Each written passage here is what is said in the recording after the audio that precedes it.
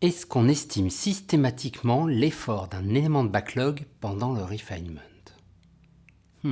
Bref, on a une question agile. Bonjour à tous, je suis Constantin Guay, je suis Scrum Master et Coach Agile. Si vous découvrez la chaîne, ici on parle de la vie des équipes agiles. Si ça vous intéresse, n'oubliez pas de vous abonner. Et vous pouvez aussi soutenir la chaîne sur Tipeee pour nous aider à faire plus de vidéos. Donc la question de la semaine nous a été posée par Jérôme. Vous pensez quoi de l'estimation systématique des éléments du backlog pendant le refinement?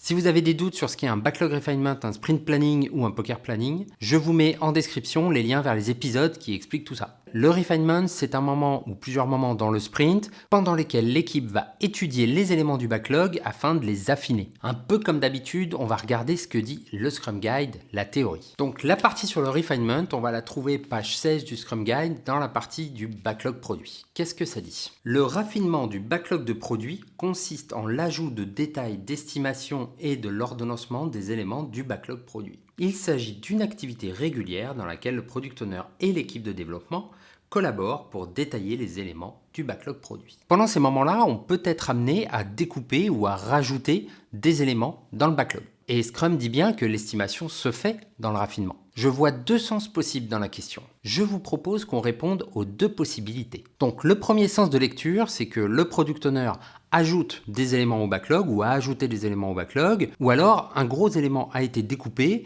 et celui-ci du coup crée de nouveaux petits éléments. Petit rappel quand même, un élément qui fait 13 et qu'on découpe en deux, ça fait pas deux éléments de 6,5, hein.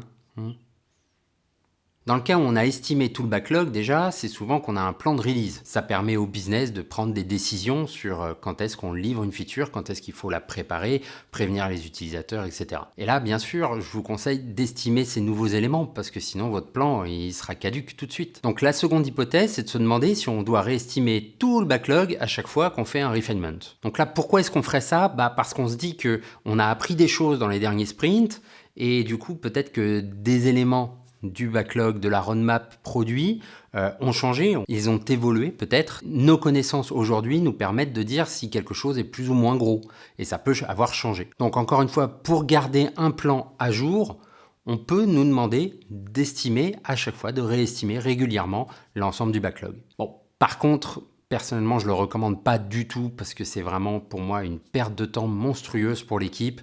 Au lieu de produire un produit, en fait, ils vont passer énormément de temps à faire des estimations et il faut se dire qu'à chaque itération, si on le fait, on va réévaluer des éléments qui seront au final faits dans plusieurs mois et qui du coup seront passés par 4, 5 estimations différentes pour au final finir par la vraie estimation quand on va être au plus proche de le faire. Donc vraiment, ça vaut pas le coup pour moi. Et puis bien sûr, n'oubliez pas que l'estimation des tâches, c'est pas obligatoire, hein. Comme d'habitude, dites-moi ce que vous pensez de cette réponse. N'hésitez pas en commentaire à me donner votre réponse à cette question. Et puis bien sûr, à me proposer d'autres questions aussi pour que nous puissions les traiter pour la prochaine fois ou même à approfondir celle-ci. Ciao!